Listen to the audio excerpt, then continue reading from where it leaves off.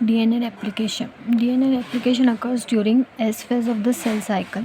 Nucleus कहाँ पर? Nucleus में होता है एस फेज में, न्यूक्लियोप्लाज्म में। देखो बच्चों, देखो ये 11th की बुक है, इसमें देखो एक पूरी सेल साइकिल को दिखाया गया है। सेल साइकिल में देखो 2 फेजेस होती हैं। The cell cycle is divided into 2 basic phases. एक होती है इंटरफेज, एक होती है एम फेज, है ना। तो एम फेज देखो ये रही, यहाँ से यहाँ तक ये जो पूरा टाइम है इसको बोलते हैं एम फेज। और इंटरफेज में 3 फेज होती है, G1 फेज, S फेज और G2 फेज।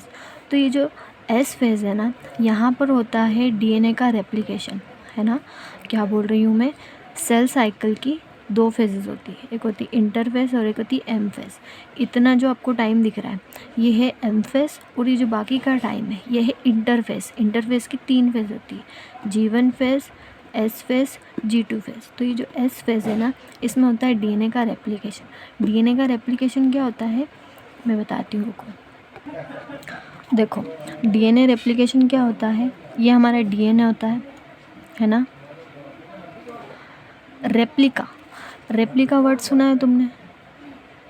रेप्लिकेशन जो वर्ड आया है ना, ये आया है रेप्लिका। रेप्लिका का मतलब होता है कॉपी। क्या मतलब होता है? कॉपी। जैसे कि अब बोलते हो ना जेरोक्स कर दो, रेप्लिका कर दो, कॉपी कर दो, फोटोकॉपी करवाते हो ना आप, तो ये बिल्कुल उसी से मिलता जुलता है। यानी कि ये जो 2 स्ट्रैंड है ये अपनी कॉपी बना लेंगे। कैसे बनाएंगे? ये 2 स्ट्रैंड अलग होंगे, है ना, और हर एक स्ट्रैंड के आगे एक और नया स्ट्रैंड बन जाएगा यहाँ पर, ठीक है। और ये पूरा स्ट्रैंड ऐसे करके ये दोनों स्ट्रैंड फिर अलग हो जाएंगे और अलग अलग DNA फिर वापस कॉइल होकर एक क्या बना लेंगे, दोनों नया नया DNA बना लेंगे। इसको हम बोलते हैं DNA का रेप्लिकेशन। समझ रहे हो ना? रेप्लिका का मतलब क्या होता है? कॉपी बनाना। तो एक ही DNA से 2 कॉपी बन गई। देखो ये एक DNA था, इसकी एक और ये 2 कॉपी बन गई, यानी कि रेप्लिका बन गई। तो इसको हम बोलते हैं DNA का रेप्लिकेशन। किसकी रेप्लिका बन रही है? DNA की रेप्लिका बन रही है, इसलिए हम इस प्रोसेस को बोलते हैं रेप्लिकेशन, ठीक है। तो हमारा टॉपिक है DNA रेप्लिकेशन, यानी DNA का रेप्लिकेशन, DNA का डबल होना। तो ये किस फेज़ में होता है? सेल साइकिल की S फेज़ में होता है। मैंने अभी बताया ना, एक पूरी सेल साइकिल होती है, उसमें S फेज़ होता है, ठीक है। आपको डिटेल में जानना हो सेल साइकिल क्या होती है तो मैं वो डिटेल में बता दूंगी, लेकिन ये याद रखना DNA का रेप्लिकेशन कहाँ होता है? सेल साइकिल के S फेज़ में होता है। और कहाँ होता है? न्यूक्लियस के अंदर होता है। न्यूक्लियस के अंदर क्या होता है? न्यूक्लियस के अंदर होता है न्यूक्लियोप्लाज्म। न्यूक्लियस के अंदर क्या होता है? न्यूक्लियोप्लाज्म, ठीक है। The process of synthesising a new DNA molecule complementary to previously existing DNA molecule is called replication, ठीक है। यहाँ पर किस चीज़ की डेफिनेशन बताई है? यहाँ पर डेफिनेशन बताई है रेप्लिकेशन की। क्या है replication? Replication is a process of synthesising. इसमें हम सिंथेसाइज कर रहे हैं। सिंथेसाइज का मतलब होता है बनाना, एक न्यू DNA मॉलिक्यूल कॉम्प्लीमेंट्री। ये कॉम्प्लीमेंट्री वर्ड क्या होता है मैं आपको अभी बताती हूँ। टू प्रीवियसली एग्जिस्टिंग, पहले से एग्जिस्ट करते हुए DNA से एक और बनाना। कॉम्प्लीमेंट्री कैसे? जब मैंने आपको बेस पेयरिंग बताई थी तो यहाँ पर A T G C what ever was the base, ऐसे करके कुछ बेस थे ना, बेस पेयर्स। तो इसके सामने हमको पता है एडिनिन के सामने हमेशा कौन लगेगा? थायमिन। थायमिन के सामने हमेशा एडिनिन। साइटोसिन के सामने हमेशा DNA है तो ग्वानिन, ठीक है। ग्वानिन के सामने हमेशा साइटोसिन। तो ये हमेशा एक दूसरे के क्या रहते हैं? कॉम्प्लीमेंट्री रहते हैं। ये मैंने बताया था ना आपको, ये क्या रहते हैं? एक दूसरे के कॉम्प्लीमेंट्री रहते हैं, ठीक है। तो कॉम्प्लीमेंट्री का मतलब यहाँ पर क्या है कि वो उसका कॉम्प्लीमेंट्री होगा। ये जो नया DNA बनेगा ना, इस वाले DNA के ये वाला कॉम्प्लीमेंट्री होगा, ठीक है। ये वाले स्ट्रैंड के ये वाला कॉम्प्लीमेंट्री होगा। To previously existing DNA molecule is called replication. नए DNA को बनाना एक प्रोसेस के थ्रू होता है, जिस प्रोसेस का नाम क्या है? रेप्लिकेशन। आगे देखो, in the process of replication the new strand of a DNA separate and new strands are formed complementary to this. जो पहले वाले जो पेरेंट DNA का स्ट्रैंड है ना, उसको हम बोलते हैं टेम्पलेट। क्या बोलते हैं? टेम्पलेट। देखो क्या लिखा है इस लाइन में, the process of replication, 2 strand of a DNA separate and new strand are form. देखो ये जुड़े हुए थे, ये क्या हो गए? सेपरेट हो गए, है ना, एक दूसरे से सेपरेट हो गए और एक नया मॉलिक्यूल बन रहा है। तो ये जो पुराना मॉलिक्यूल था ना, ये जो जा रहा है, इसको हम बोलते हैं टेम्पलेट। क्या बोलते हैं? टेम्पलेट। यानी इसकी कॉम्प्लीमेंट्री नया बनेगा तो इसको हम बोलेंगे टेम्पलेट, और ये जो नया बना है इसको हम क्या बोलेंगे? New strand. इसको हम बोलते हैं न्यू स्ट्रैंड, और ये है टेम्पलेट। तो टेम्पलेट को देखकर न्यू स्ट्रैंड बनता है। तो लाइन क्या लिखी हुई कि ये पूरा डीएनए सेपरेट होता है और एक नया कॉम्प्लीमेंट्री स्ट्रैंड बनता है उस टेम्पलेट के। ठीक है, ये पूरी प्रोसेस क्या कहलाती है? रेप्लिकेशन। यानी एक डीएनए से एक नया डीएनए बन जाना, यानी डीएनए से डीएनए की कॉपी बन जाना, इसको बोलते हैं हम रेप्लिकेशन। रेप्लिकेशन क्या होता है? The process of synthesising a new DNA molecule complementary to previously existing DNA molecule is called replication. ठीक है, ये आपकी रेप्लिकेशन की डेफिनेशन हो गई। The process of synthesising a new DNA molecule complementary to the previously existing DNA molecule is called replication. ठीक है, आगे देखते हैं। After the process of replication is complete, the newly synthesised DNA contains 1 parent template, एक parental DNA होता है, strand होता है, एंड 1 न्यू स्ट्रैंड। देखो कैसे, ये पुराना था और ये नया आकर लगा आगे। ये पुराना था, ये देखो ये दोनों पुराने थे और ये बीच में से ये नया आकर लग गया, है ना। इसमें देखो, तो जब ये अलग होंगे ना तो एक पुराना होता है और एक नया होता है। तो जो पुराना होता है उसको हम बोलते हैं पेरेंटल डीएनए, और जो नया होता है उसको बोलते हैं न्यू स्ट्रैंड। ये न्यू स्ट्रैंड है और ये कैसा है? Parental DNA. समझ रहे हो? ये पुराना डीएनए था, ये सेपरेट हुआ और यहाँ से बीच में से इस तरफ एक नया, इस तरफ एक नया बनने लगा, और इस तरीके से 2 मॉलिक्यूल बन गए। दिख रहे? एक ये और एक ये, 2 बन गए और ये ऐसे दिखेंगे। ठीक है, तो इसमें एक कैसा होगा? एक पेरेंटल डीएनए होगा और एक कैसा होगा? न्यू स्ट्रैंड होगा। यही लाइन लिखी हुई है। After the process of replication is complete, the newly synthesised DNA, जो नया वाला डीएनए है, कंटेन्स 1 स्ट्रैंड पेरेंटल डीएनए। एक कैसा होता है? एक पेरेंटल डीएनए होता है, यानी पेरेंटल स्ट्रैंड होता है, जिसको हम टेम्पलेट भी बोल सकते हैं। ठीक है, और एक होता है एंड 1 न्यू स्ट्रैंड। एक तो जो उसके पेरेंट्स से आया और एक कैसा होता है? न्यू स्ट्रैंड होता है। ठीक है, DNA replication is said to be semi conservative. DNA replication को हम क्या बोलते हैं? Semi conservative process. Semi conservation समझ रहे हो? कंजर्वेशन का मतलब होता है बचाना, कंजर्वेशन का मतलब होता है बचाना। तो डीएनए रेप्लिकेशन कैसी है? सेमी कंजर्वेटिव प्रोसेस है। इसको हम सेमी कंजर्वेटिव प्रोसेस बोलते हैं। कैसे बोलते हैं? देखो, ये जो डीएनए बना था, इसमें जब नया डीएनए एक और आया, जब 2 स्ट्रैंड बने, तो एक पेरेंट का डीएनए सलामत है ना, ये पेरेंट का जो डीएनए वो बिल्कुल सलामत है, और ये नया डीएनए आकर बना। ठीक है, तो आधा बच गया, ये आधा पुराना है और आधा नया है। यहाँ देखो, ये वाला पेरेंट का है, यानी कि ये पुराना है। ठीक है, और ये वाला कैसा है? ये वाला नया है, न्यू। ठीक है, तो इसको हम बोलेंगे सेमी कंजर्वेटिव। बच्चों, सेमी का मतलब होता है आधा, सेमी का मतलब होता है हाफ, कंजर्वेटिव यानी बचा लिया जिसको हमने। ठीक है, तो ये देखो, आधा पेरेंट का है बचा हुआ और आधा नया है, आधा पेरेंट का है आधा नया है। ठीक है, तो डीएनए का जो रेप्लिकेशन प्रोसेस है, कैसी प्रोसेस है? DNA replication is a semi conservative process, है ना। DNA replication is a semi conservative process. ठीक है, और ये जो semi conservative scheme of DNA replication, ये किसने दी थी? First proposed by Watson and Crick, है ना, जेम्स वाटसन। इनका पूरा नाम है जेम्स वाटसन और फ्रांसिस क्रिक ने सबसे पहले ये बताया था कि जो डीएनए रेप्लिकेशन है वो कैसा होता है? सेमी कंजर्वेटिव होता है, यानी कि आधा डीएनए बचा रहता है और उसमें आधा नया डीएनए बनता है।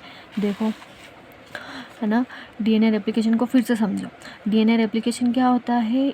ये होता है, जो सेल साइकिल होती है ना, उसमें एस फेज में होता है।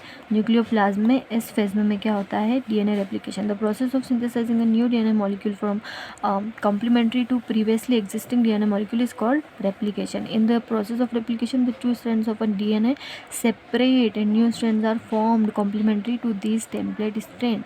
ठीक है, और वो कैसा होगा? नया वाला पुराने वाले के कॉम्प्लीमेंट्री होगा। कैसे होगा कॉम्प्लीमेंट्री? देखो, ए के सामने हमेशा टी, टी के सामने हमेशा ए, सी के सामने हमेशा जी, जी के सामने सी, ए के सामने टी, टी के सामने सी। ठीक है, तो ये कैसा होगा? नया वाला कॉम्प्लीमेंट्री होगा। After the process of replication is complete, the newly synthesised DNA contains, एक पेरेंटल डीएनए कंटेन होता है, उसके बाद और एक नया वाला होता है न्यू स्ट्रैंड। डीएनए रेप्लिकेशन, तो इसलिए हम डीएनए रेप्लिकेशन को क्या बोलते हैं? सेमी कंजर्वेटिव प्रोसेस बोलते हैं। ठीक है, replication is a semi conservative process. और ये किसने दिया था? ये वाटसन और क्रिक ने दिया था। दो साइंटिस्ट हैं ना, जेम्स वाटसन और फ्रांसिस क्रिक। इन्होंने तो डीएनए का डबल हेलिक्स मॉडल भी इन्होंने ही दिया था, और डीएनए का semi conservative scheme of replication ये भी किसने दी थी? इन्होंने ही दी थी। देखो बच्चों, अगर मैं तुम्हें बुक के रेफरेंस से बताऊं तो ये देखो, James Watson and Francis Crick based on X-ray diffraction data जो मॉरिस विल्किंस और रोज़लिंड फ्रैंकलिन ने दिया था, उन्होंने सिंपल दिया था, सिंपल और फेमस डबल हेलिक्स मॉडल दिया था। क्या दिया था? Double helix model for the structure of DNA. ठीक है, डीएनए का डबल हेलिक्स मॉडल किसने दिया था? ये वाटसन और क्रिक ने ही दिया था। और देखो, डीएनए का जो है semi conservative model, Watson and Crick model for semi conservative DNA replication. यहाँ अगर तुम देखोगे, देखो एक डीएनए था और ये उसका एक स्ट्रैंड सेपरेट हो गया, इधर एक स्ट्रैंड सेपरेट हो गया, और यहाँ से देखो एक नया डीएनए आकर जुड़ गया। ठीक है, नया डीएनए आकर जुड़ गया। तो इसको ये किसने दिया था? तो मैं बता रही हूँ कि वाटसन और क्रिक ने दो काम किए थे। एक तो पहला उन्होंने बताया था कि डीएनए कैसा होता है? डबल हेलिक्स स्ट्रक्चर होता है, और फिर डीएनए का जो रेप्लिकेशन होता है वो सेमी कंजर्वेटिव होता है ना। और इतना ही नहीं, फ्रांसिस क्रिक थे, उन्होंने एक चीज़ और बताई थी, सेंट्रल डॉग्मा ऑफ डीएनए। ठीक है, डीएनए एक्सप्रेशन बताया था उन्होंने, वो मैं आपको समझाऊँगी। ठीक है, बाद में वो उसमें डिटेल में है, आप मुझसे क्लास में पूछ सकते हो।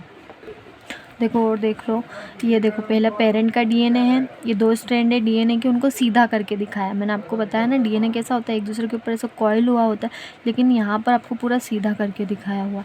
तो ये देखो, एक स्ट्रैंड इधर आ जाएगा और ये वाला स्ट्रैंड इधर आ जाएगा, और ये नए स्ट्रैंड बन जाएंगे। अगर मैं आपको ऐसे बताऊँ तो ये देखो, ये पुराना, ये पेरेंट के दो स्ट्रैंड है, एक ये वाला और एक ये वाला। ठीक है, ये है पेरेंट का स्ट्रैंड, एक ये वाला और एक ये वाला, है ना। और बीच में बच्चों यहाँ देखो, ये वाला न्यू स्ट्रैंड है। ये कैसा स्ट्रैंड है? ये न्यू स्ट्रैंड है ना। न्यूली सिंथेसाइज डीएनए, ये पुराना पेरेंट का होता है, ये भी पेरेंट का होता है। ये टेम्पलेट स्ट्रैंड, ये न्यू स्ट्रैंड, और ये इसमें एक ही होना चाहिए था, ये न्यू स्ट्रैंड, ये वाला न्यूली सिंथेसाइज्ड और ये टेम्पलेट। ठीक है, इसके आगे एक और आ जाएगा, इसके आगे एक और आ जाएगा। तो combine complementary to the template. ठीक है, ये इसके कॉम्प्लीमेंट्री होगा। कॉम्प्लीमेंट्री पता है ना कैसे होगा? अगर यहाँ ए होगा तो यहाँ टी होगा, यहाँ सी तो यहाँ जी, वैसे ये इसके कॉम्प्लीमेंट्री, ये एक दूसरे के कॉम्प्लीमेंट्री होंगे। ठीक है, तो ये था, ये बताया था हमें जेम्स वाटसन और फ्रांसिस क्रिक, दो साइंटिस्ट थे, उन्होंने बताया था। अब देखो, रेप्लिकेशन की 3 स्टेप होती हैं, है ना। रेप्लिकेशन की कुछ स्टेप्स होती हैं, टोटल 3 स्टेप्स होती हैं। एक होती है इनिशिएशन, एक होती है इलोंगेशन और एक होती है टर्मिनेशन, है ना। कौन कौन सी स्टेप होती है? 3 स्टेप होती हैं, इनिशिएशन, इलोंगेशन और टर्मिनेशन।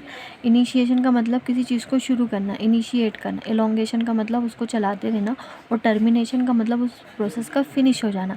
यानी इनिशिएशन में क्या होगा? रेप्लिकेशन शुरू होगा, इलोंगेशन में क्या हो? इलोंगेट होगा, आगे बढ़ेगा, और टर्मिनेशन में क्या होगा? ख़त्म हो जाएगा। ठीक है, 3 प्रोसेस होती हैं।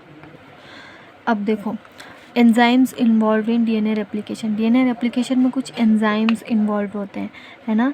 कुछ एंजाइम इन्वॉल्व होते हैं जिस पूरी प्रोसेस को करते हैं। मैंने क्या बताया, डीएनए रेप्लिकेशन एक प्रोसेस है जिसमें एक डीएनए से डीएनए के 2 मॉलिक्यूल बन जाते हैं, है ना, रेप्लिका बन जाती है, इसलिए हम इसको रेप्लिकेशन बोलते हैं। लेकिन ये प्रोसेस ऐसे ही अपने आप नहीं हो जाती, इस प्रोसेस में कुछ एंजाइम्स लगते हैं, ठीक है। तो वो एंजाइम कौन कौन से हैं? टोटल 6 एंजाइम हैं। सबसे पहले का नाम हेलिकेज या अनवाइंडेज भी जिसको बोलते हैं, SSB protein, DNA gyrase, RNA primase, DNA polymerase और टीलोमरेज, ठीक है। तो हेलिकेज या अनवाइंडेज इसको क्यों बोल रहे हैं? हेलिकेज का काम होता है खोलना। हेलिकेज का क्या काम होता है? खोलना। जैसे मैंने बताया था, डीएनए के स्ट्रैंड ऐसे होते हैं ना आपस में, तो इनको आपस में से खोलना, है ना, ये काम कौन करेगा? अगर मेरा थंब जो है हेलिकेज है, तो अगर ये मेरी 2 फिंगर जो है डीएनए, तो इनको खोलना, इनके बीच के बॉन्ड्स को तोड़ना, ये काम कौन करेगा? ये काम करेगा हेलिकेज। हेलिकेज का इसीलिए एक और नाम क्या है? अनवाइंडेज, ठीक है। और अनवाइंडेज एसएसबी प्रोटीन, ये क्या होता है? Single stranded DNA binding protein. Single stranded क्यों बोल रहे हैं? क्योंकि डीएनए के 2 स्ट्रैंड होते हैं और ये कैसा है? सिंगल स्ट्रैंडेड बाइंडिंग प्रोटीन, यानी ये एक टाइम पर एक ही स्ट्रैंड से बाइंड होगा, दोनों स्ट्रैंड से एक साथ नहीं होगा। कैसे? जैसे कि ये है, ये डीएनए है, ये ऐसे था, इसको हेलिकेज ने आके पूरा ऐसा खोल दिया, इसके बीच के बॉन्ड्स तोड़ दिए। तो जब यहाँ पर बॉन्ड्स तोड़ दिए तो ये वापस बाइंड होने की कोशिश करेगा ना। जैसे कि ये डीएनए है, बहुत टाइट बाउंड है, इसको ऐसा करके खोला तो अभी ये क्या करेगा? वापस बाइंड होने लगेगा, है ना। तो ये इसने इसको ऐसा खोला तो ये इसकी क्या है टेंडेंसी कि ये वापस क्या होना चाहिए चाहता है? बाइंड होना चाहता है। जैसे आप रस्सी होती है ना, रस्सी किसी एक दूसरे के ऊपर कॉइल होती हुई, ऐसी कॉइल होती हुई, उसको आप बीच में से ऐसे खोलोगे, है ना, तो ऊपर और नीचे टेंशन आ जाती है ना। तो वैसे ही यहाँ पर जैसे आप इसको खोलोगे तो यहाँ पर जो आगे जो और होंगे उसके अंदर टेंशन आ जाएगी ना, तो ये क्या करेगा? वापस अपने आप को बांधने की कोशिश करेगा। तो यहाँ पर क्या होते हैं? कुछ एसएसबी प्रोटीन आकर बाइंड हो जाते हैं, जिसको हम बोलते हैं सिंगल स्ट्रैंडेड बाइंडिंग प्रोटीन। क्या बोलते हैं? एसएसबी प्रोटीन होते हैं single stranded binding protein. Third है हमारा डीएनए गायरेज। डीएनए गायरेज एक ऐसा एंजाइम है जो क्या करता है? पहले डीएनए के स्ट्रैंड को कट करता है, फिर वापस चिपका देता है ना। जैसे कि अगर ये डीएनए है ना, ये पूरा डीएनए, अब इसको यहाँ से खोलना है तो सबसे पहले हेलिकेज आएगा, ठीक है। हेलिकेज इसको बीच में से खोल देगा। तो जब हेलिकेज इसको बीच में से खोल देगा तो ये कुछ ऐसा दिखेगा, है ना। इसने उसको बीच में से खोल दिया, है ना, ऐसा था ये, हेलिकेज ने बीच में से इसको खोल दिया। तो यहाँ पर टेंशन आ जाएगी, बहुत सारे छोटे छोटे कॉइल्स आ जाएंगे यहाँ पर, ठीक है, बहुत सारा यहाँ पर टेंशन आ जाएगी। तो जब इस टेंशन को कम करने के लिए एक एंजाइम होता है डीएनए गायरेज। कौन होता है? डीएनए गायरेज यहाँ पर आएगा, इसको कट करेगा, इस डीएनए को कट करेगा। जैसे ही कट करेगा तो वो देखो इसे ऐसा घुमा हुआ है, जैसे ही वो कट करेगा ना, तो हम रस्सी को कैसे छोड़ते हैं तो वो उसके जो अंदर के जो कॉइल्स हैं वो फटाफट से निकलने लग जाते हैं, वो निकलेंगे। और जैसे ही वो कॉइल्स निकल जाएंगे ना, ये क्या करेगा? जो डीएनए गायरेज है इसको वापस से चिपका देगा, है ना। कैसे बताऊँ? रुको, देखो बच्चों, फॉर एग्ज़ाम्पल ये तुम्हारा डीएनए में बिल्कुल सेम इसी तरह कॉइल होता है ना, बिल्कुल कोई डिफरेंस नहीं होता। देखो बिल्कुल ऐसे ही क्या होता है, डीएनए भी कॉइल होता है ना। तो देखो अगर मैं इसको, हेलिकेज आता है और इनके बीच के जो बॉन्ड्स हैं, इनके बीच के बॉन्ड्स को ऐसे तोड़ने की कोशिश करता है ना। जैसे जैसे तोड़ने की कोशिश करता है, देखो ऊपर टेंशन बढ़ रही है ना। ये जो ऊपर वाला जो स्ट्रैंड है, ऊपर देखो, नीचे भी देखो कितनी ज़्यादा टेंशन बढ़ गई है ना। तो जब ये टेंशन, इस टेंशन को कम करने के लिए, डीएनए डैमेज हो सकता है, इस टेंशन को कम करने के लिए यहाँ पर डीएनए गायरेज आता है। कौन आता है? डीएनए गायरेज इसको यहाँ से कट करता है। जैसे ही कट करता है वैसे ही कट करेगा ना, तो ये खुलेगा, है ना, और ऐसे करके इसकी टेंशन कम हो जाएगी। जैसे ही टेंशन कम होगी, डीएनए गायरेज वापस इसको इसके प्लेस पर चिपका देता है, ठीक है। तो बिल्कुल डीएनए में सेम ऐसा ही होता है। और फिर मैंने बताया था एसएसबी प्रोटीन क्या करता है? जब डीएनए गायरेज इसको वापस लाकर चिपका देता है ना। तो मैंने तुम्हें बताया था इन दोनों स्ट्रैंड के बीच हाइड्रोजन बॉन्ड होता है ना, तो ये वापस हाइड्रोजन बॉन्ड से जुड़ ना जाए, इसलिए कौन आता है? दोनों स्ट्रैंड पर, यहाँ पर और यहाँ पर, चारों जगह पर, इस यहाँ पर कौन बन जाता है? एसएसबी प्रोटीन, है ना। मैंने अभी यही तो बताया था। ये जो ओपनिंग है ना, यहाँ पर कौन आ जाता है? SSB protein. यहाँ पर कौन आ जाएगा? SSB protein. और ये जो बना हुआ है ना इतना, इसको हम बोलते हैं रेप्लिकेशन फॉर्क। क्या बोलते हैं हम इसको, रेप्लिकेशन फॉर्क, ठीक है। और यहाँ पर क्या होगा, एक नए जो है डीएनए फॉर्मेशन यहाँ से होगा, ठीक है। ये 2 स्ट्रैंड अलग हो गए, अब यहाँ पर एक नया डीएनए बनने लगेगा, ठीक है। तो एक्चुअल में डीएनए बिल्कुल इसी तरह से होता है जैसे ये जो दिख रही है ना। बाकी के एंजाइम है RNA primer, RNA primase, RNA polymerase और टीलोमरेज, ठीक है। तो डीएनए में आरएनए कहाँ से आ गया, आरएनए प्राइमेस, तो इसके बारे में मैं आपको बताऊंगी कि डीएनए में आरएनए प्राइमेस कहाँ से आ गया, डीएनए पॉलीमरेज क्या होता है और टीलोमरेज। इस हेलिकेज समझ गए ना, जो डीएनए के दोनों स्ट्रैंड को सेपरेट करेगा, कौन करेगा, हेलिकेज, ठीक है। और जब टेंशन होगी दोनों साइड पर तो डीएनए गायरेज आएगा, वहाँ से उसको काट कर वापस लगा देगा और वो दोनों स्ट्रैंड एक दूसरे से वापस ना जुड़ जाए, इसलिए कौन होगा, एसएसबी प्रोटीन होगा जो दोनों चारों स्ट्रैंड पे एक वहाँ और एक यहाँ पर जुड़ जाएगा, ठीक है। ये देखो है ना, सबसे पहले आया हेलिकेज, हेलिकेज ने इसकी अनवाइंडिंग कर दी, इसको खोल दिया, फिर जैसे ही खोला कौन आया, यहाँ टेंशन बढ़ी तो कौन आ गया, ये आ गया डीएनए गायरेज, डीएनए गायरेज ने कट किया और वापस जब कॉइलिंग को, टेंशन को कम करा और वापस चिपका दिया, ठीक है। और ये वापस एक दूसरे से ना चिपक जाए इसलिए कौन आ जाता है, एसएसबी प्रोटीन, हर तरफ चारों तरफ यहाँ पर क्या होते हैं, एसएसबी प्रोटीन बाइंड हो जाते हैं ताकि आपस में ना बन पाए, जुड़ पाए। फिर आता है आरएनए प्राइमर्स, आरएनए प्राइमर्स, यहाँ पर एक आरएनए जो है प्राइमर लगाता है और फिर कौन आता है, डीएनए प्राइमेज, डीएनए प्राइमेज धीरे धीरे यहाँ पर न्यूक्लियोटाइड्स को जोड़ कर पूरा डीएनए बनाने लग जाता है। फिर हेलिकेज आता है, फिर इसको और आगे तोड़ता है, फिर ये खुलता है, फिर और आगे और ये प्रोसेस चलती जाती है, ठीक है। और एक हमारा लास्ट प्रोटीन है टीलोमरेज, एंजाइम है, ठीक है। इसके बारे में समझते हैं।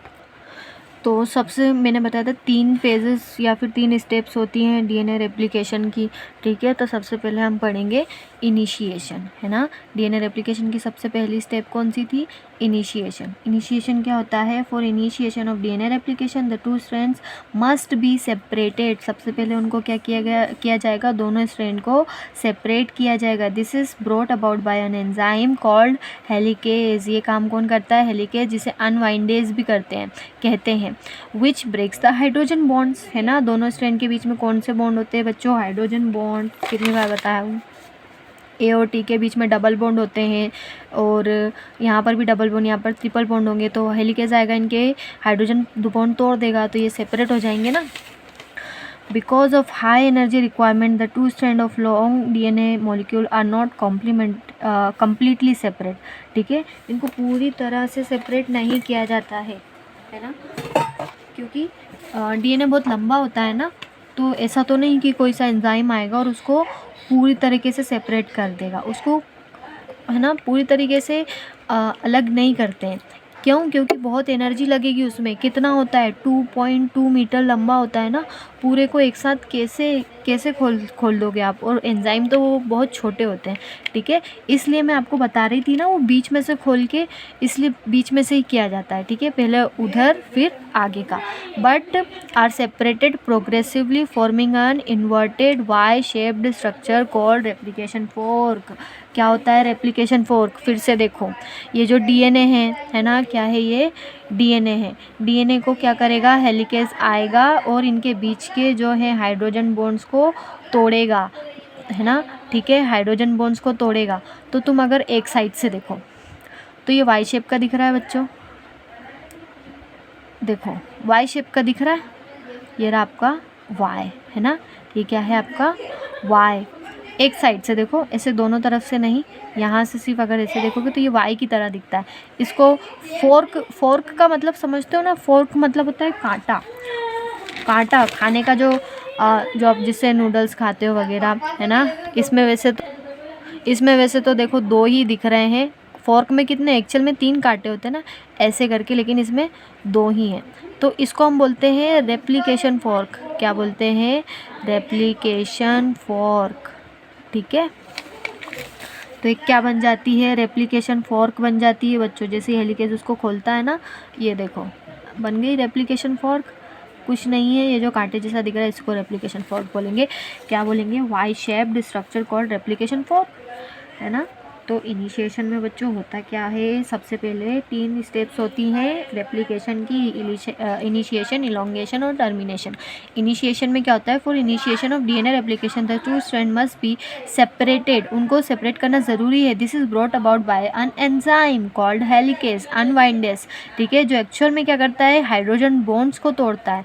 Because of high energy requirement the 2 strand of DNA molecule are not completely separated, ठीक है, उनको कम्प्लीटली सेपरेट नहीं करते हैं। क्यों? बिकॉज बहुत लंबा होता है फॉर्मिंग एन, और इस वजह से क्या होता है, सेपरेटेड प्रोग्रेसिवली एक वाई शेप्ड फॉर्क बन जाती है, स्ट्रक्चर बन जाता है, जिसको हम बोलते हैं रेप्लिकेशन फॉर्क, है ना, रेप्लिकेशन का कांटा, रेप्लिकेशन फॉर्क, ठीक है। अब आगे देखो, अब अगला आता है ओराई, ORI, ओराई।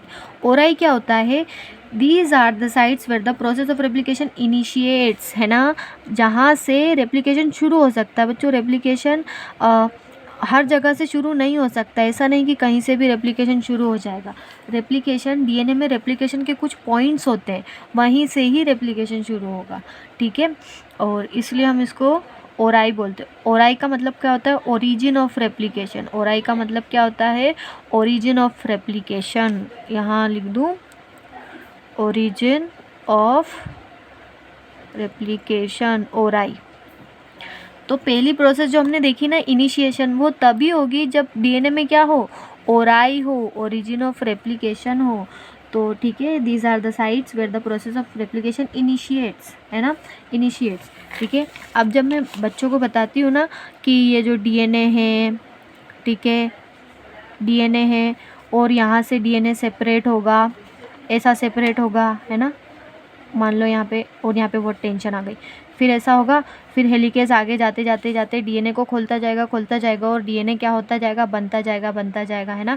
यहाँ पर भी डीएनए क्या हो रहा है, बनता जा रहा है। तो फिर बच्चों को लगता है कि यहाँ डीएनए बन रहा है ना, यहाँ तो बन ही नहीं रहा है।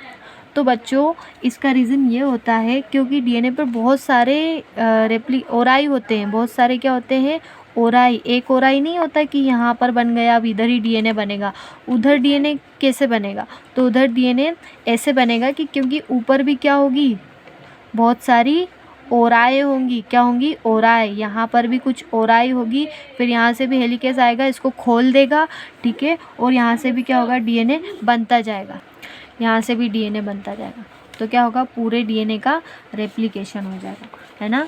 ये देखो क्या लिखा है, प्रोकैरियोटिक डीएनए में कितने ओराई होते हैं, सिंगल ओराई। देखो क्योंकि सिंगल क्यों है, सर्कुलर डीएनए है ना, तो एक ही बार यहाँ से खोल लेंगे और देखो रेप्लिकेट होते होते होते होते होते पूरा घूमकर वापस आ जाएगा, यानी पूरा डीएनए का क्या हो जाएगी, कॉपी बन जाएगी। लेकिन जो यूकैरियोट्स होते हैं उसमें एक साइड से खुलेगा और आगे बढ़ते जाएगा और पीछे भी कुछ ओराई होंगी। कितनी, मल्टीपल ओराई होती है ना, मल्टीपल ओराई, बहुत सारी ओराई होती हैं। तो एक ओराई खुली फिर रेप्लिकेशन, फिर दूसरी खुली फिर रेप्लिकेशन, फिर तीसरी खुली फिर रेप्लिकेशन, है ना। तो यहाँ से ये भी देख लो कि प्रोकैरियोटिक जो ऑर्गेनिज्म होते हैं, अब मुझे पता है तुम लोगों को नहीं पता है कि प्रोकैरियोटिक और यूकैरियोटिक क्या होते हैं, तो किसी को जानना है तो पूछ लेना, ठीक है, प्रोकैरियोटिक और यूकैरियोटिक, ठीक है। तो प्रोकैरियोटिक जो ऑर्गेनिज्म होते हैं उनका डीएनए सर्कुलर होता है, एक जगह से खुलेगा और पूरा रेप्लिकेट हो जाएगा। लेकिन जो यूकैरियोटिक होते हैं उनका डीएनए लीनियर होता है। जब लीनियर होता है तो एक तरफ से खुला और बनता गया। पीछे वाले डीएनए का क्या, तो पीछे वाले में भी बहुत सारी ओराई होती हैं, तो वो बनते पूरा डीएनए रेप्लिकेट हो जाता है, ठीक है ना। अब देखो इनिशिएशन में अगली प्रोसेस है, क्या कौन आएगा, एसएसबी प्रोटीन। सबसे पहले कौन आया, हेलिकेज आया। हेलिकेज ने क्या किया, डीएनए को अनवाइंड किया, उसको खोल दिया। अब ये अनवाइंड डीएनए वापस ना बन जाए, वापस हाइड्रोजन बॉन्ड ना बना ले, इसलिए कौन आते हैं, एसएसबी प्रोटीन, है ना। सबसे पहले क्या होती है, ओराई होती है, ओरिजिन ऑफ रेप्लिकेशन, वहाँ उसको पहचानता है कौन, डीएनए हेलिकेज, ठीक है। हेलिकेज आता है, उसको पहचानता है और वहाँ से हाइड्रोजन बॉन्ड तोड़ना शुरू करता है, तोड़ता है, उसको खोल देता है। फिर कौन आता है, एसएसबी प्रोटीन, ताकि वो डीएनए के जो सेपरेट किए हैं वो वापस से ना बन जाए। After the strands are separated the enzyme SSB protein binds to single stranded of DNA and prevent recoiling. किसको प्रिवेंट करता है, रिकॉइलिंग। कॉइल होते हैं ना, एक दूसरे के ऊपर घूमे हुए होते हैं, उसको प्रिवेंट करता है। ऑफ द 2 स्ट्रैंड्स, ठीक है। The segment of DNA distal to the आगे, ठीक है। तो सबसे पहले हेलिकेज आया, हेलिकेज ने ओराई को पहचाना, वहाँ से तोड़ना शुरू किया, फिर वो वापस ना बन जाए इसलिए एसएसबी आकर बन जाता है। तो बेटा एक और होता है डीएनए का जो डिस्टल पार्ट होता है, सुपर कॉइलिंग हो जाती है ना, फिर से वही बताऊँ क्या, देखो ये है हमारा डीएनए, हेलिकेज आया, अरे अरे ये रही ओराई, है ना, कहीं पर भी हो सकती है ओराई। अब हेलिकेज आएगा और उसको पहचानेगा उसके ऊपर चलकर, अच्छा ये रही ओराई, ये रही, यहाँ से पहचान ली उसने। अब इसको क्या करेगा, इसको इसका हाइड्रोजन बॉन्ड तोड़ देगा, है ना, यहाँ से इसका हाइड्रोजन बॉन्ड तोड़ेगा और ये क्या बना देगा, एक रेप्लिकेशन फॉर्क बना देगा, ठीक है। तो अब यहाँ पर ये वापस देखो, ऐसे छोड़ दूंगी तो वापस जुड़ जाएंगे, देखो ऐसे ही डीएनए में भी होता है, वापस जुड़ जाएगा। तो जो हेलिकेज ने इतनी मेहनत करी है उसकी मेहनत वेस्ट ना जाए इसलिए क्या करता है, जल्दी से एक एंजाइम होता है एसएसबी प्रोटीन, कौन होता है, एसएसबी प्रोटीन, है ना। ये एसएसबी प्रोटीन आता है, देखता है हेलिकेज ने तोड़ दिया, अब वो यहाँ पर दोनों स्ट्रैंड पर क्या हो जाएगा, बाइंड हो जाएगा, और जो आगे भी है यहाँ पर भी बाइंड हो जाएगा। लेकिन देखो आगे जब हम दूर देखते हैं तो यहाँ पर बहुत ज़्यादा कॉइलिंग टेंशन आ जाती है ना। यहाँ पर देखो इतना खोल दिया उसने, यहाँ पर कुछ टेंशन आ गई, है ना। इससे क्या होगा, इतनी टेंशन से हमारा डीएनए डैमेज हो सकता है, डीएनए टूट सकता है। इससे बचाने के लिए देखो क्या होता है, एक एंजाइम होता है डीएनए गायरेज, अभी बताया था ना मैंने, हाँ शायद अभी बताया था, डीएनए गायरेज ये एक एंजाइम है। ये क्या करता है, डीएनए गायरेज, यहाँ दूर वाले पार्ट पर इतनी सुपर कॉइलिंग हो गई, अगर डीएनए टूट जाएगा तो प्रॉब्लम हो जाएगी। तो क्या करता है डीएनए गायरेज, फटाफट से यहाँ पर कुछ डीएनए को तोड़ता है और उसको सीधा करता है और वापस से चिपका देता है, ठीक है। ये काम होता है डीएनए गायरेज का। 3 एंजाइम हो गए बच्चों, बहुत सारे एंजाइम, 6 एंजाइम देखे थे हमने। सबसे पहला हेलिकेज बॉन्ड्स को तोड़ेगा, फिर उसके बाद आएगा एसएसबी प्रोटीन, उसको जोड़ने से रोकेगा, और जो है डीएनए गायरेज, जो दूर वाले पार्ट पे जो इतनी सुपर कॉइलिंग हो गई है उसको प्रिवेंट करेगा, कौन, डीएनए गायरेज। 3 एंजाइम हो गए, 3 और बचे हैं। अब बच्चों ध्यान से सुनो, 3 एंजाइम हो चुके हैं हमारे। चौथा एंजाइम है हमारा डीएनए पॉलीमरेज। बच्चों ये जो पूरी मूवी जो चल रही है ना, पूरी मूवी कौन सी चल रही है, रेप्लिकेशन चल रही है ना। आपकी जो मूवी है इस मूवी का नाम है रेप्लिकेशन। रेप्लिकेशन जो मूवी चल रही है इसका हीरो कौन है, पॉलीमरेज, ठीक है। कौन सा polymerase, DNA polymerase. DNA polymerase का ही काम होता है डीएनए बनाना, ठीक है। यही डीएनए को फॉर्म करता है, और कोई जितने भी जो सारे एंजाइम थे ना वो तो सिर्फ उनका साइड रोल था, है ना, उनका कोई ऐसा मेन रोल नहीं था। डीएनए को एक्चुअल में कौन बनाता है, डीएनए पॉलीमरेज। तो आप देखना आपके एग्ज़ाम में इससे रिलेटेड बहुत क्वेश्चन पूछे जाएंगे, ठीक है, क्योंकि हीरो यही है, क्वेश्चन यहीं से आएंगे। तो क्या होता है डीएनए पॉलीमरेज, लेकिन जैसे हर हीरो की कुछ कमियां होती हैं, डीएनए पॉलीमरेज की भी कुछ कमी है ना, नो वन इज़ परफेक्ट। तो उसी तरह डीएनए पॉलीमरेज में भी कुछ कमी है। क्या कमी है, डीएनए पॉलीमरेज की सबसे पहली ये कमी है कि ये इनिशिएशन नहीं करता है, इनिशिएशन नहीं करता है, ठीक है। आपने उसको खोल कर दे दिया डीएनए, है ना, ऐसे करके आपने पूरा डीएनए उसको खोल कर दे दिया। अब बोल रहे हो कि यहाँ से तुम जाओ और सीधे बनाने लग जाओ तो डीएनए नहीं, डीएनए पॉलीमरेज के थोड़े से नखरे हैं। वो ऐसे नहीं करता, वो बोलता मैं इनिशिएशन नहीं करूँगा, मैं डीएनए पॉलीमरेज मैं कैसे इनिशिएशन कर दूँ। तो बोलता है कि पहले किसी को बुलाओ जो इनिशिएशन करेगा, मेरा काम है सिर्फ इलोंगेशन करना, ठीक है, इलोंगेशन करना। डीएनए पॉलीमरेज का काम है बच्चों सिर्फ इलोंगेशन करना, it does not perform initiation, ठीक है। तो ये क्या करेगा, पहले बोलेगा कि किसी से आप पहले इनिशिएशन कराओ, ठीक है, हमने सुन लिया, हम किसी से इनिशिएशन करवा देंगे, है ना। तो हमारा एक साइड हीरो आएगा जिसका मैं अभी बताऊंगी, फिर वो इनिशिएशन कर देगा, उसके बाद ये इलोंगेशन कर लेगा, इलोंगेशन करेगा यानी डीएनए को बनाने लगेगा।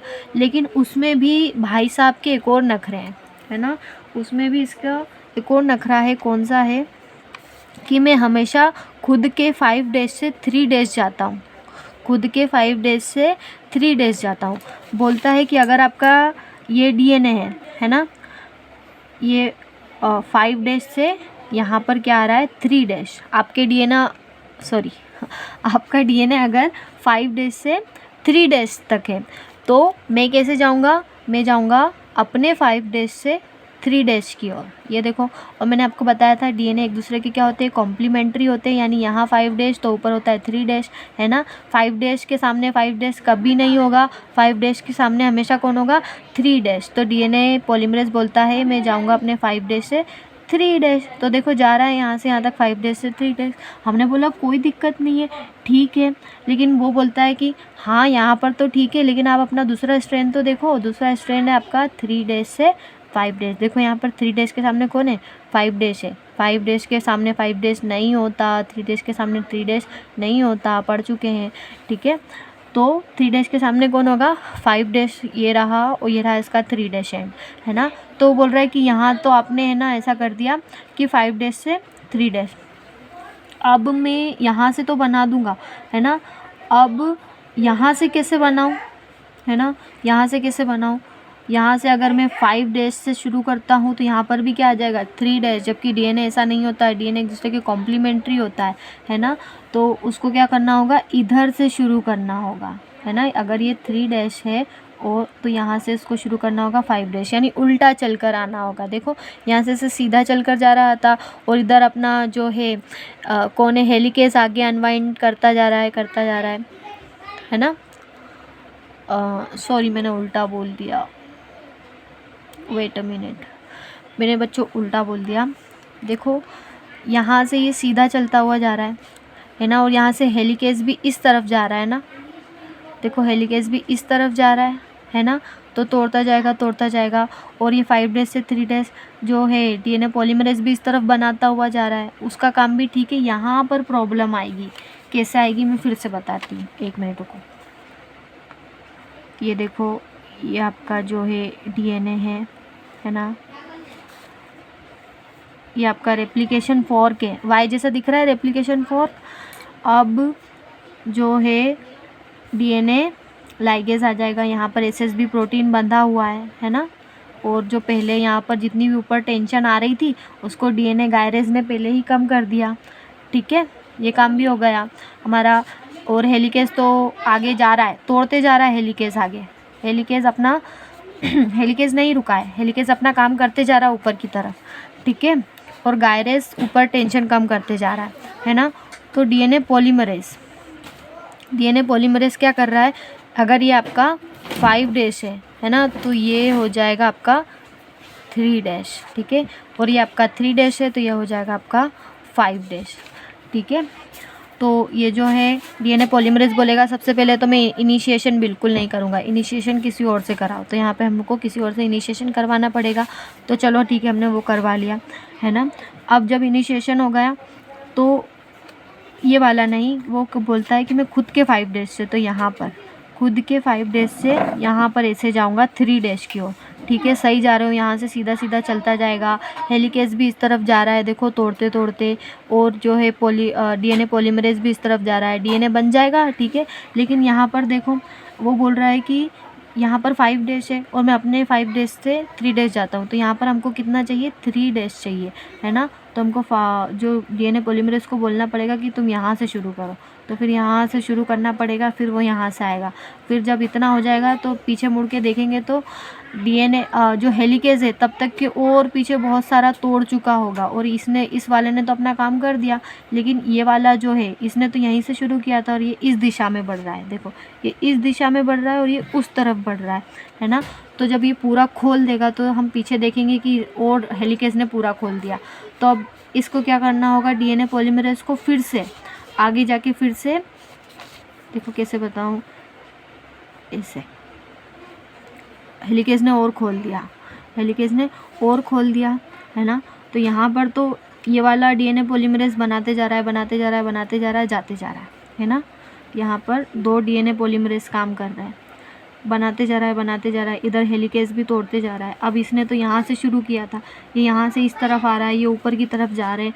तो जब ये पीछे देखेगा तो देखो यहाँ पर इसने और बहुत सारी जगह बची, अब इसको वापस पीछे जाना पड़ेगा और यहाँ से शुरू करना पड़ेगा, यहाँ से फिर वापस आना पड़ेगा, फिर और हेलिकेज खोल देगा, फिर पीछे जाएगा, फिर शुरू करेगा। तो देखो फ्रेगमेंट्स हो गए यहाँ पर, है ना। तो देखो ये वाला जो स्ट्रैंड है सीधा सीधा जा रहा है, ये वाला स्ट्रैंड देखो लैग कर रहा है, इतना बना फिर इतना बना, फिर वापस गया, फिर इतना बना, फिर इतना बना, यानी लैग कर कर के बन रहा है और ये पूरा सीधे जाते जा रहा है, जाते जा रहा है। ठीक है, इसलिए हम इसको बोलते हैं लैगिंग स्ट्रैंड, हम इसको बोलते हैं लैगिंग। लैग कर रहा है ना, मोबाइल जैसे लैग करता है, रुक रुक कर चलता है, इस वजह से ये भी देखो रुक रुक कर बन रहा है, इसलिए हम इसको बोलते हैं लैगिंग स्ट्रैंड। और ये वाला जो है इसको हम बोलते हैं कॉन्टीन्यूस स्ट्रैंड, कॉन्टीन्यूस स्ट्रैंड। ठीक है, या फिर लीडिंग स्ट्रैंड, लीड कर रहा है ना, पूरा बन रहा है और ये लैग होते होते बन रहा है। फिर देखेगा कि हेलिकेज ने और खोल दिया, फिर वापस पीछे जाएगा, फिर वापस बनाएगा, फिर इधर आएगा, फिर देखेगा और खोल दिया, फिर वापस पीछे जाएगा, फिर बनाएगा। ठीक है, से यानी कि लैग कर करके बनाएगा और ये पूरा बनाएगा, है ना। तो ये हो गया आपका डीएनए पॉलीमरेज। याद रखना डीएनए पॉलीमरेज की दो कमियां हैं, डीएनए पॉलीमरेज की दो कमियां हैं। क्या कमियां हैं?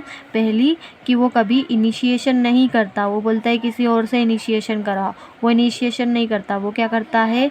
इलोंगेशन। क्या करता है? बस इलोंगेशन करता है। और दूसरी इसकी कमी है कि बोलता है मैं हमेशा अपने 5 डेज से 3 डेज की ओर जाता हूँ। तुम्हारा डीएनए भले किधर से किधर भी हो, इधर से 5 डेज से 3 डेज या फिर इधर से 5 डेज से 3 डेज, किधर से भी हो, मैं हमेशा जाऊंगा अपने 5 डेज से 3 डेज, 5 डेज से 3 डेज, है ना। फिर भले ही मुझे लैग कर कर के डीएनए क्यों ना बनाना पड़े। तो बच्चों मैंने 2 कमियां बताई आपको, एक तो इनिशिएशन नहीं करता है और एक तो 5 डेज से 3 डेज चलता है। अब जब ये इनिशिएशन नहीं कर रहा है तो इनिशिएशन कौन करेगा? इसने बोला किसी और से इनिशिएशन कराओ। किसी और से इनिशिएशन कराने के लिए हमको फिर बुलाना पड़ेगा आरएनए पॉलीमरेज को। किसको बुलाना पड़ेगा? आरएनए पॉलीमरेज, जो कि हमारा 5वां एंजाइम है ना। 3 एंजाइम की बात हम पहले ही कर चुके थे, हेलिकेज, फिर दूसरा था एसएसबी प्रोटीन, फिर तीसरा था डीएनए गायरेज, है ना। फिर चौथा है हमारा हीरो जो कि है डीएनए पॉलीमरेज, और 5वां है आरएनए पॉलीमरेज। आरएनए पॉलीमरेज क्यों आता है? क्योंकि इसको कराना होता है इनिशिएशन, बिकॉज डीएनए पॉलीमरेज इसके नखरे थे, इसने बोला I will not perform initiation, है ना, मैं इनिशिएशन नहीं करूँगा, मतलब नहीं करूँगा, तो हमको बुलाना पड़ा आरएनए पॉलीमरेज को। ठीक है, अब जब ये इनिशिएशन नहीं कर रहा है बच्चों, तो यहाँ पर जो इनिशिएशन कौन करवाता है? पहले आता है आरएनए पॉलीमरेज। कौन आता है? आरएनए पॉलीमरेज, और वो इनिशिएशन करवाता है। फिर जाके ये जो है, अच्छा इसने इनिशिएशन कर दिया, फिर कौन आता है? डीएनए पॉलीमरेज, और बोलता है कि चलो चलो अब मैं पूरा डीएनए बना देता हूँ। देखा, बनाया इसने, है ना। यहाँ पर भी बोलता है कि मैं इनिशिएशन नहीं करूँगा, तो यहाँ पे हमें आरएनए पॉलीमरेज को बुलाना पड़ेगा, वो इनिशिएशन करेगा, फिर ये आएगा डीएनए पॉलीमरेज और बोलेगा अच्छा इसने इनिशिएशन कर दिया, अब मैं पूरा डीएनए बना देता हूँ। फिर इसने पीछे देखा कि हेलिकेज ने और तोड़ दिया, तो फिर ये वापस पीछे जाएगा, फिर आरएनए पॉलीमरेज को बोलेगा कि तुम यहाँ पे इनिशिएशन करो, तो यहाँ पे क्या होगा? इनिशिएशन। फिर वापस से डीएनए पॉलीमरेज आएगा, बोलेगा अच्छा इनिशिएशन कर दिया, अब मैं करता इलोंगेशन। फिर ये देखेगा कि अरे हेलिकेज ने और तोड़ दिया, और ये ऐसे प्रोसेस चलती जाएगी, इसलिए हम इसको बोलते हैं लैगिंग स्ट्रैंड, और इस स्ट्रैंड को हम बोलते हैं लीगिंग स्ट्रैंड, क्योंकि ये सीधा सीधा चल रहा है और ये लैग कर रहा है। ठीक है, तो आरएनए पॉलीमरेज भी हो गया, डीएनए पॉलीमरेज भी हो गया। ठीक है, ये 5 फिलहाल के लिए 5 एंजाइम्स याद रखो। हम थ्योरी पढ़ लेते हैं थोड़ी सी।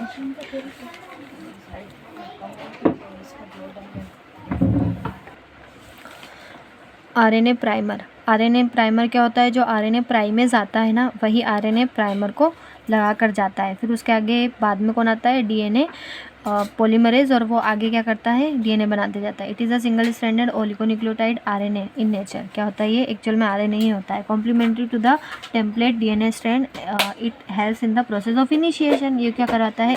इनिशिएशन, क्योंकि डीएनए पॉलीमरेज के नखरे थे, वो इनिशिएशन नहीं करता है, because DNA polymerase do not initiate. फिर देखो सेकंड स्टेप क्या थी? इलोंगेशन, है ना। अब इसने इनिशिएट कर दिया, ये आ जाएगा, क्या करेगा? Elongation. This step is catalyse by, कौन करेगा? DNA dependent DNA polymerase. कौन करेगा ये? डीएनए पॉलीमरेज करेगा, but it only forms new strand in 5 to 5 days to 3 days। यही मैंने बताया था, ये खुद के 5 days से 3 days डायरेक्शन में ही जाता है। The new strand with the polarity 5 days to 3 days formed against the template, और ये से बनता है, ठीक है। इसको हम बोलते हैं लीडिंग स्ट्रैंड, है ना। और एक होता है जो डिसकंटिन्यूस होता है, उसको हम बोलते हैं लैगिंग स्ट्रैंड, और वो कैसा होता है 3 days से 5 days, इसलिए उसको बार बार 5 से 3 5 से 3 बार बार जाना पड़ता है ना। अब देखो टर्मिनेशन क्या होता है, जो कि लास्ट स्टेप है DNA polymerisation. The process of replication once started terminates only when the whole sequence of DNA is copy. जब पूरा डीएनए कॉपी हो जाता है ना, तो क्या होता है टर्मिनेशन होता है। कैसा होता है टर्मिनेशन में, क्या होता है DNA polymerase first removes RNA primer, ठीक है। एक डीएनए पॉलीमरेज फर्स्ट भी होता है, वो क्या करता है आरएनए प्राइमर्स को रिमूव करता है। जो बीच बीच में आरएनए प्राइमर्स लगाए थे ना आरएनए पॉलीमरेज ने, उसको रिमूव करता है। और जो डीएनए लाइगेज है, एक होता है डीएनए लाइगेज, ये क्या करता है वो जो छोटे छोटे सेगमेंट्स जो बच रहे थे ना उनको जोड़ता है। उन सेगमेंट्स को हम बोलते हैं ओकाजाकी फ्रेगमेंट।